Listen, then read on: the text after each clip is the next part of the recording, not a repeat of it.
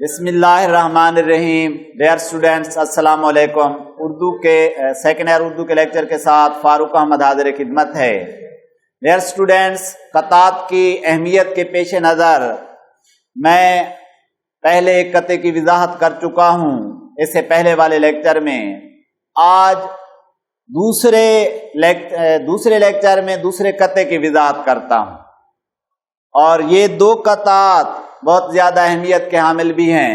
جیسا کہ میں پہلے آپ کو بتا چکا ہوں کہ قطعات کا کوئی عنوان نہیں ہے، لیکن پیپر پیٹرن کے مطابق کیونکہ نظم کے عنوان کا ہمیں ایک نمبر ملتا ہے، تو اس لیے ہم نظم کا عنوان قطعات لکھ دیتے ہیں۔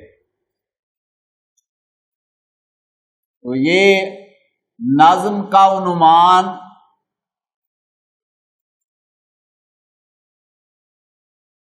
قطعات۔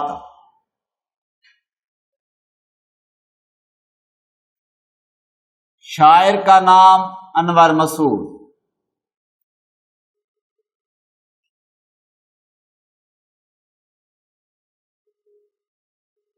انور مسعود نے 3 زبانوں میں شاعری کی، فارسی میں بھی، پنجابی میں بھی اور اردو میں بھی۔ سنجیدہ شاعری بھی ہے ان کی، اور طنز و مزاح پر مبنی شاعری بھی ہے، لیکن ان کی سنجیدہ شاعری سے زیادہ انہیں طنز و مزاح کی شاعری نے شہرت دی، اور اسی کے سبب لوگ ان کو جانتے ہیں۔ طنز و مزاح کا شاعر بھی معاشرے میں پائے جانے والے معائب کو، معاشرے میں پائے جانے والی خرابیوں کو ہنسی مزاح کے پردے میں بیان کر کے ان کا خاتمہ چاہتا ہے۔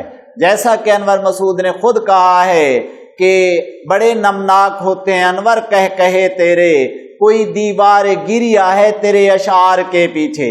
یعنی تو جو یہ کہے لگا رہا ہے، ان کہوں کے پیچھے کہیں تیرا غم چھپا ہوا ہے، کہیں کوئی دکھ چھپا ہوا ہے جسے معاشرے میں تو بیان کرنا چاہتا ہے، تاکہ معاشرہ اس عیب سے، اس غلطی سے مبرہ اور منزہ اور پاک ہو۔ یعنی ان کے اندر یہ خطا، معاشرے والے یہ خطا کر رہے ہیں، یہ غلطی کر رہے ہیں، اس سے انہیں بچنا چاہیے۔ میں مثال کے طور پر ان کا ایک قطعہ بیان کر دیتا ہوں۔ انور مسعود نے اپنے قطعے میں کہا ہے کہ بھینس رکھنے کا تکلف ہم سے ہو سکتا نہیں، بھینس رکھنے کا تکلف ہم سے ہو سکتا نہیں، ہم نے سوکھے دودھ کا ڈبہ جو ہے رکھا ہوا۔ بھینس رکھنے کا تکلف ہم سے ہو سکتا نہیں، ہم نے سوکھے دودھ کا ڈبہ جو ہے رکھا ہوا۔ گھر میں رکھیں غیر محرم کو ملازم کس لیے، گھر میں رکھیں غیر محرم کو ملازم کس لیے، کام کرنے کے لیے ابا جو ہے رکھا ہوا۔ یعنی باپ ریٹائرمنٹ کے بعد کہا جاتا ہے جی یہ آرام اور سکون سے اب زندگی بسر کرے گا، اور پھر گھریلو کام سارے اسی کو بتائے جا رہے ہوتے ہیں، یہ کر کے آؤ، وہ کر کے آؤ، یہ بچوں کو لے کر جاؤ، ان کو بہلاؤ، سارے کام اسی کے ذمہ لگے ہوئے ہوتے ہیں، نوکر والے کام اسی سے لیے جا رہے ہوتے ہیں۔ تو یہ طنز و مزاح کا شاعر ہی اس انداز میں بات کو بیان کر جاتا ہے کہ معاشرے کو اس جانب بھی توجہ دینی چاہیے۔ ڈیئر اسٹوڈینٹس، قطعات میں سے دوسرا قطعہ۔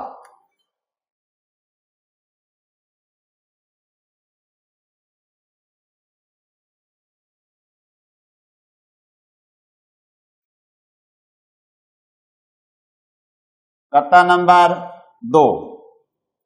تمہاری بھینس کیسے ہے،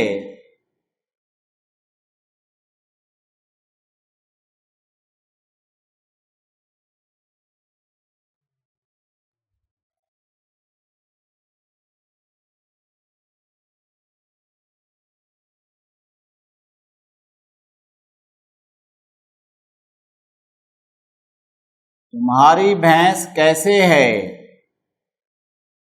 کہ جب لاٹھی ہماری ہے۔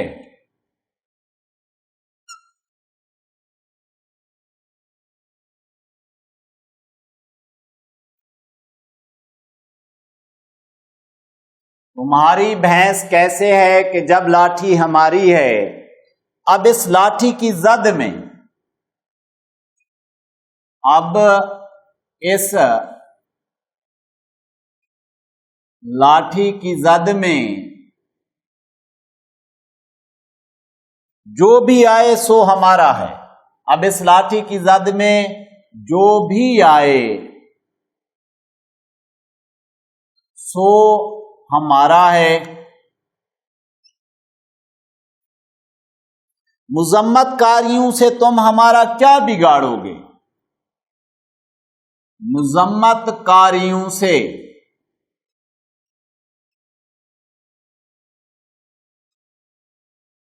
تم ہمارا کیا بگاڑو گے؟ مذمت کاریوں سے تم ہمارا کیا بگاڑو گے؟ تمہارے ووٹ کیا ہوتے ہیں؟ تمہارے ووٹ کیا ہوتے ہیں؟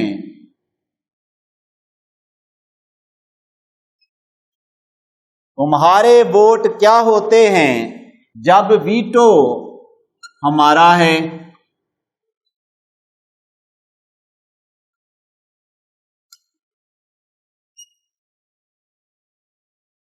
ڈیئر اسٹوڈینٹس، مشکل الفاظ اور تراکیب کی وضاحت. مشکل الفاظ اور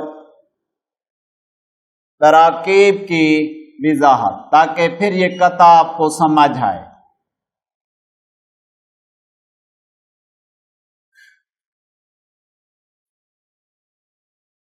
اب یہ جو ہے نا تمہاری بھینس کیسے ہے کہ جب لاٹھی ہماری ہے ایک ضرب المثل کو انہوں نے بیس بنا کر اسی پر بنیاد رکھ کر کہتے کہ اپنی بات کو آگے بیان کیا ہے. جس کی لاٹھی اس کی بھینس، یعنی جس کے پاس پاور ہے، جس کے پاس قوت ہے، جس کے پاس طاقت ہے، تمام طرح کے وسائل اسی کے قبضے میں آ جاتے ہیں. اور زد میں آنا، سامنے آنا، زد میں آنا، لپیٹ میں آ جانا، سامنے آنا، لپیٹ میں آنا. اور لفظ ہے مذمت کاری. مذمت کاری، برا بھلا کہنا، لان تان کرنا، لان تان کرنا، برائی بیان کرنا.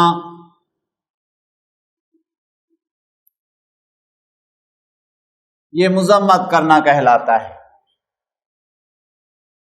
اور اسی میں قابل وضاحت لفظ جو ہے وہ ہے ویٹو، حق استرداد، یعنی رد کر دینے کا حق، رد کر دینے کا حق.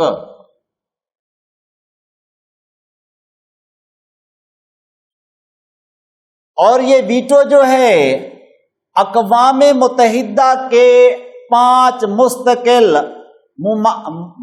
ارکان کے پاس ہے، جن میں امریکہ، روس، برطانیہ، فرانس اور چین شامل ہیں. اور اس حق کا انہیں فائدہ کیا ملتا ہے اور باقیوں کا کیا استحصال ہو رہا ہے، وہ یہ ہے کہ ویٹو پاور رکھنے والا ملک کسی بھی قرارداد کو مسترد کر سکتا ہے. اقوام متحدہ میں فرض کیجئے اگر مستقل اور غیر مستقل 100 ارکان ہیں تو ان 100 ارکان میں سے اگر 99 بھی ایک قرارداد کے حق میں ووٹ دے دیتے ہیں اور ایک ویٹو پاور رکھنے والا ملک اس قرارداد کو رد کر دیتا ہے تو وہ قرارداد مسترد ہو جائے گی. 99 لوگوں نے یا 99 اراکین نے یا 99 ممالک نے جو ووٹ دیے تھے ان کا کوئی وزن نہیں رہے گا، وہ فضول ہیں، وہ بیکار ہیں. تو اس لیے اسی بات کو انہوں نے طنز کا نشانہ بناتے ہوئے کہا کہ تمہاری بھینس کیسے ہے کہ جب لاٹھی ہماری ہے، یعنی جب پاور ہمارے پاس ہے، جب قوت ہمارے پاس ہے، تو تمہارے وسائل کیوں کر ہوئے؟ ہم تمام وسائل خود ہڑپ کر لیں گے، جہاں جی چاہے گا قبضہ کر لیں گے، سامراج ہمارا بنے گا۔ اور اسی طرح وہ آگے چل کر کہتے ہیں اب اس لاٹھی کی زد میں جو بھی آئے سو ہمارا ہے۔